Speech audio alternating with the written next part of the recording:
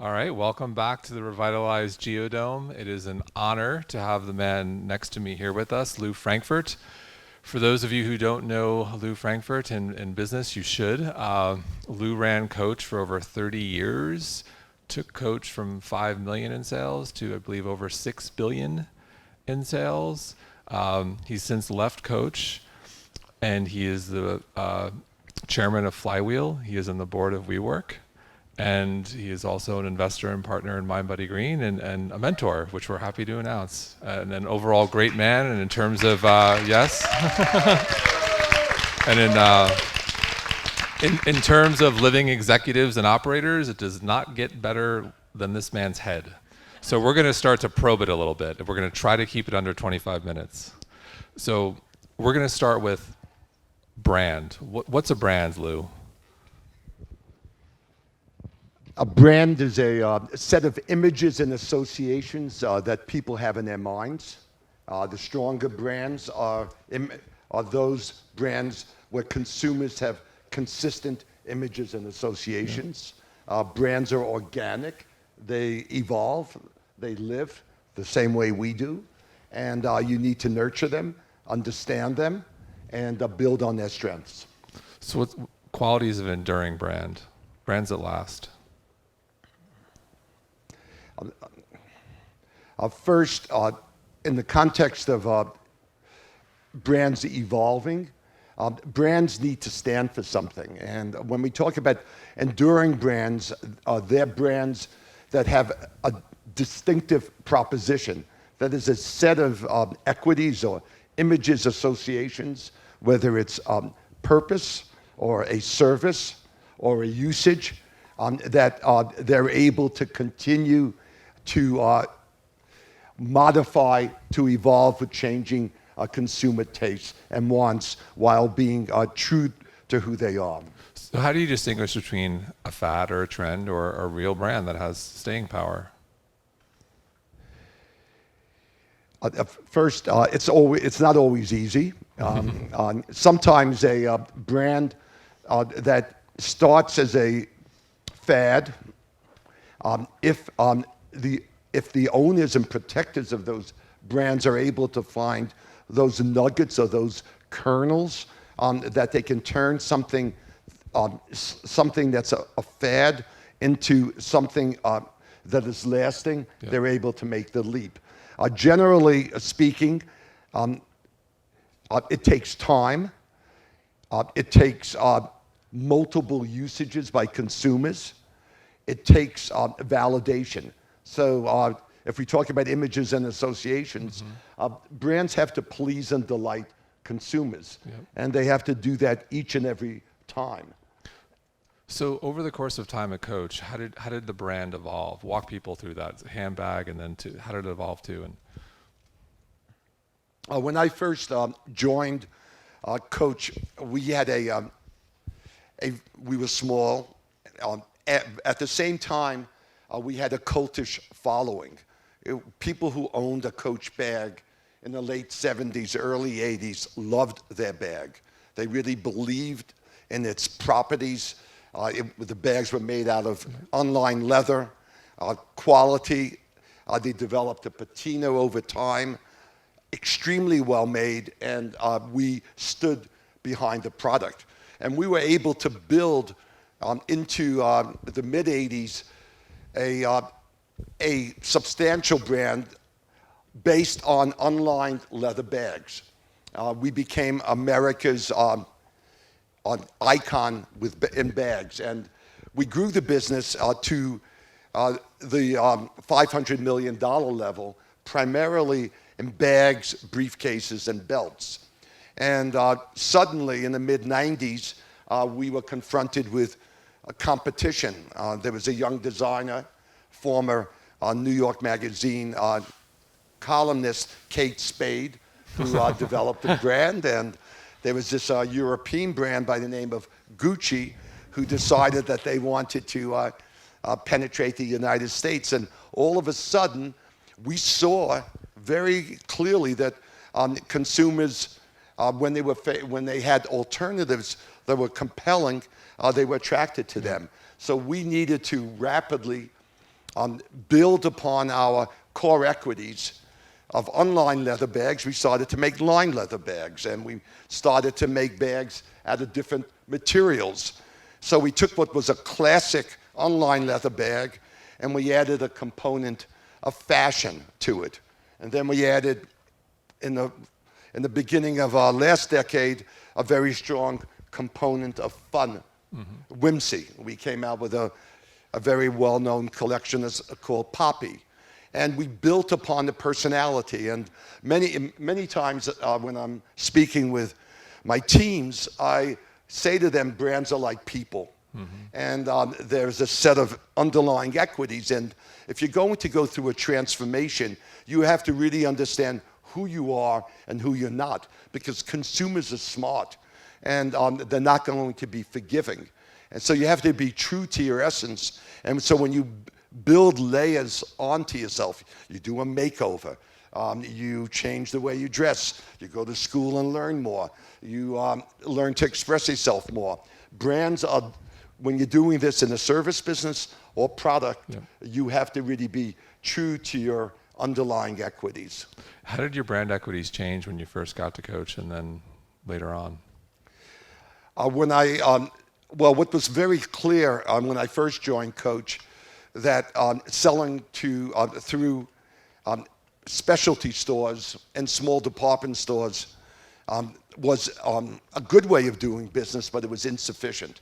It was clear to me that consumers were looking to be able to understand brands more completely. So I started a catalog business, which grew quite rapidly. I opened our first Coach store on Madison Avenue. We were the first American manufacturer to open a Coach store, and it was 450 square feet on 65th Street and Madison Avenue. And I had a colleague at the time at Coach who asked me whether I could get my job back in government. I had been in government for 10 years. I was daycare and Head Start commissioner for the city of New York, and obviously this guy he ran the wholesale business, and the idea that I might open a retail store and that Coach could express itself, he thought he wasn't rooting for me. But in any event, in the first 12 months in that small space, we did $1.2 million, and we had lines outside the street. And what we did was, it was 40 feet by 11. We built our store at the time, a lot of wood, natural materials.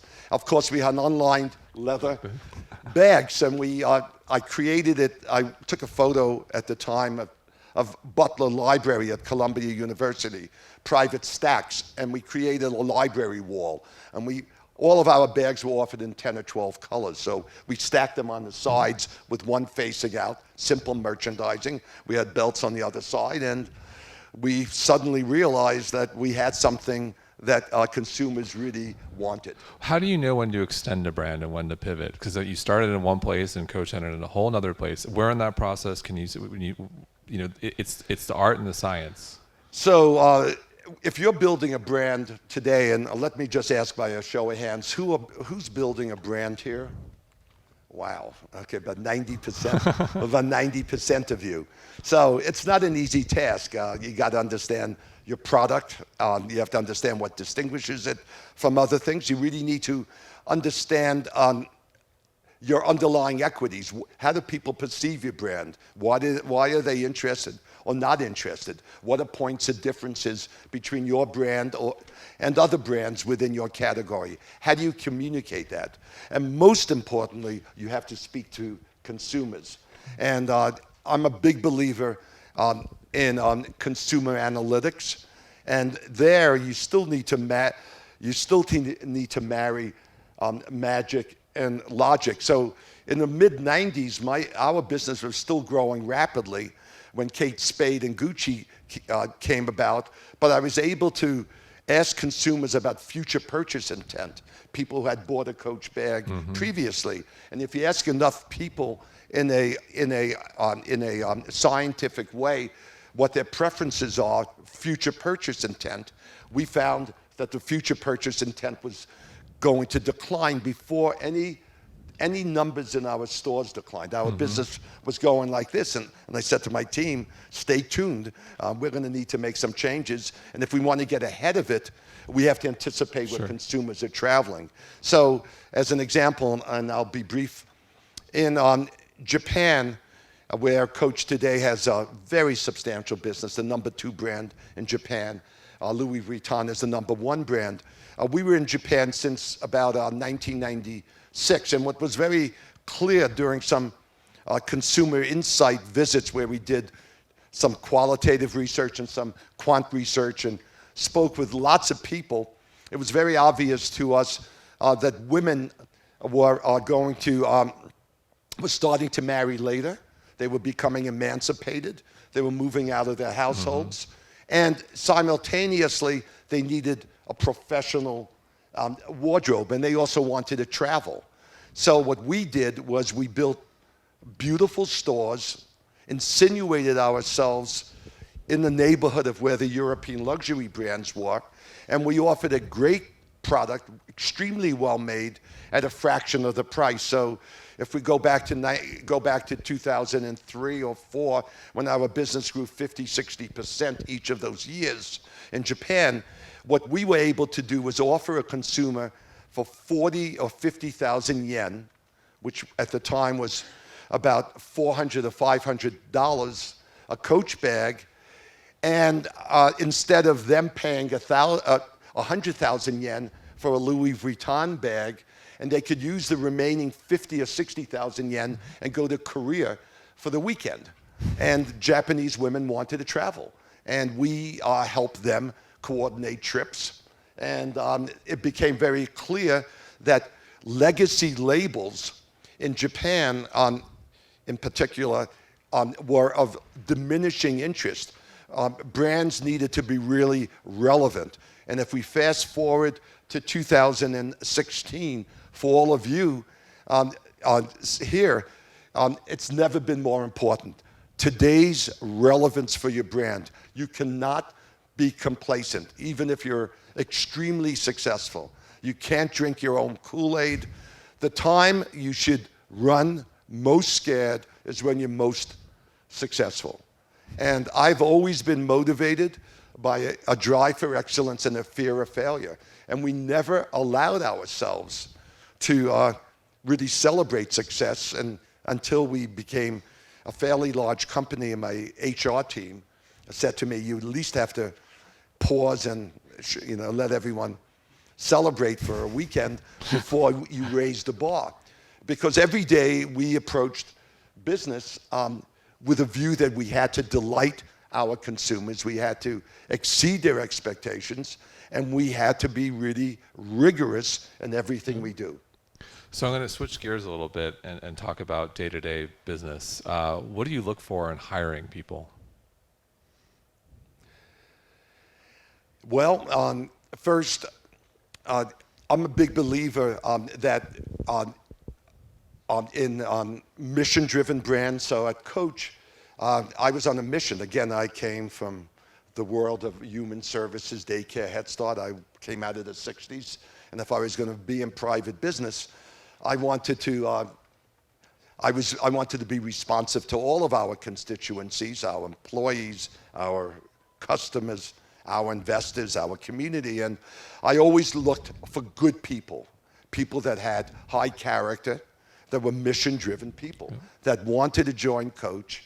And today, people who want to join your brands because they believe in your purpose. They got to believe in the dream. They have to believe that it's worth the effort and that they're going to go with you. There's nothing 9 to 5, all of you know that, about building brands. Nothing 9 to 5. It's 24/7, and you need a team of warriors, people that really believe it. So one is belief. Second is optimism. Third is collaborative skills. Curiosity is exceptionally important. Tenacity, rigor.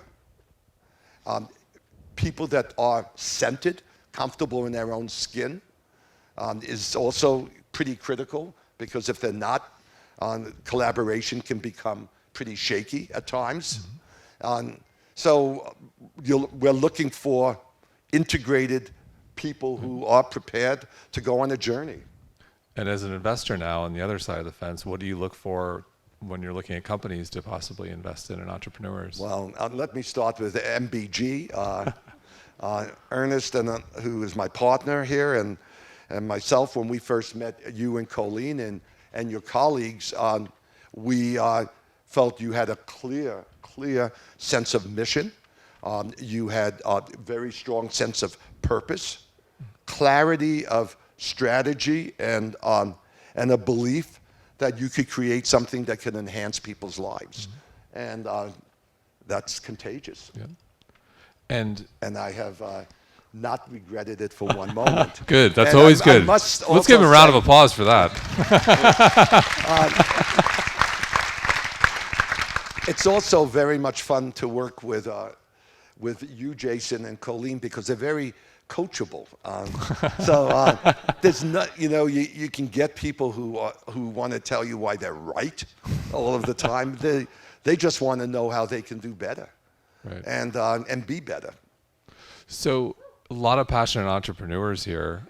You saw the hands. What advice do you have for people who are looking to grow and scale their business and build a really meaningful brand? First, I would say expect it to be 5 times tougher than you think. We all know the miracle stories, but candidly, they're few and far between. Whatever you think you need to do to be successful, however you define success, expect it to be 5x as hard. That's the first thing I would say.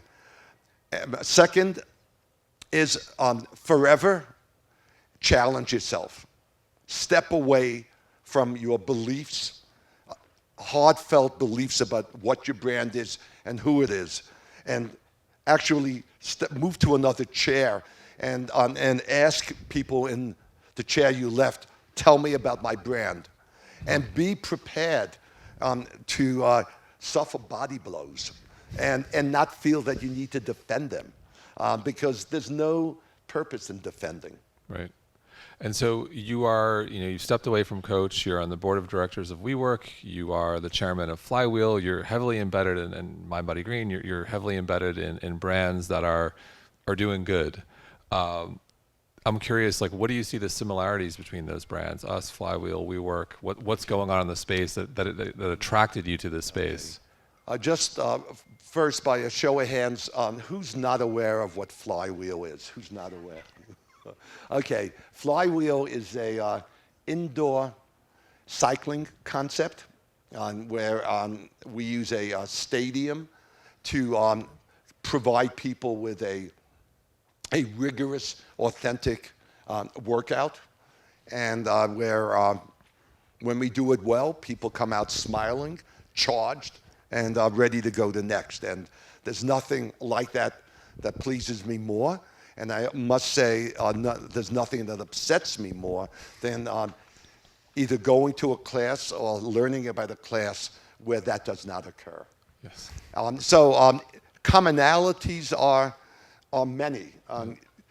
MindBodyGreen is a lifestyle brand, and WeWork is a lifestyle brand, and Flywheel is too. And when we talk about a lifestyle, what is a lifestyle? A lifestyle is a set of principles it's a set of conditions together which can, done well, enhance your life, can enrich you in some fashion.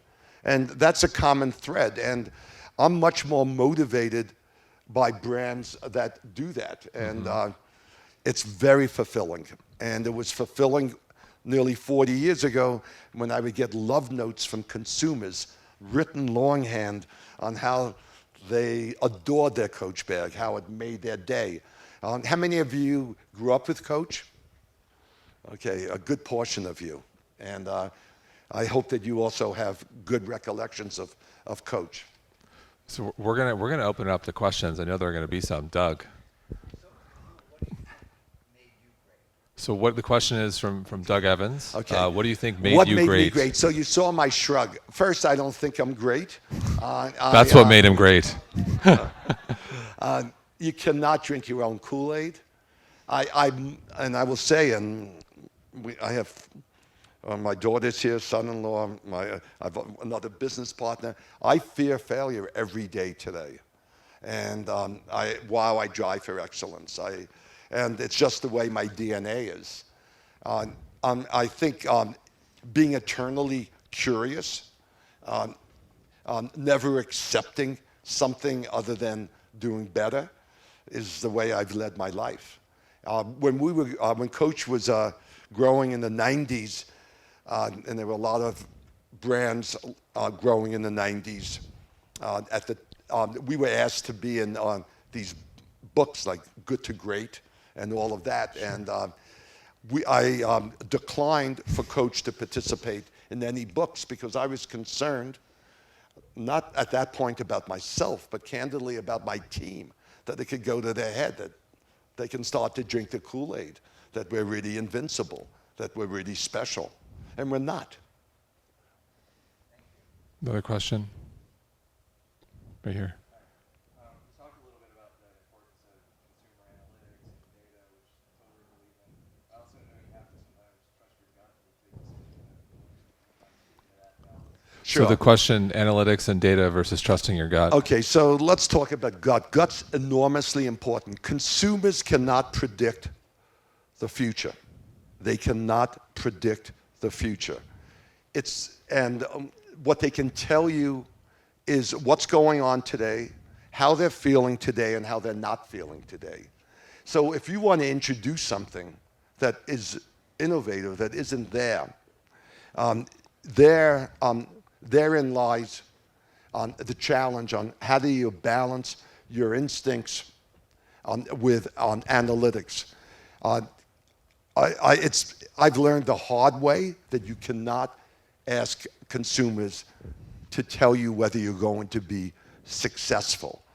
It's very hard in a test or simulated environment to really understand. Also, as brand builders and business owners, you know that your brand is changing. It's evolving. You're going to change your packaging if it's a physical product. If it's a service, you might change the benefits or the actual model. So you got to appreciate when you author or create a brand, it's like giving birth. And it's young, it's a toddler. And you have the opportunity to help shape it through childhood, adolescence, young adulthood. And you have to appreciate that brands go through different stages in different ways at different times in different places. There's no silver bullet. I think we got time for maybe one more question, Danielle. Can you name maybe 3 brands that you respect or look up to that you have not been a part of, or you think are doing it well? Or Question, 3 brands that he's not a part of that he respects. First, I'll mention 4 or 5. Let's just because they all came to mind, and I don't want to distinguish one from the other. So I'll talk about what I will call brands that have endured, at least for the last 30 or 50 years.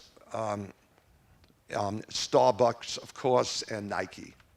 And what I admire about both brands is their fierce focus on the consumer, innovation, relevance, willing to admit mistakes and move on. Also courage to try new things. And of course, in the digital age, there's so many brands to admire, whether it's Apple, Google, Facebook. I mean, they all sort of blow me away. I grew up with a rotary phone. That's it. Thank you guys so much. Lew Frankfort, let's give him a round of applause. Thank you.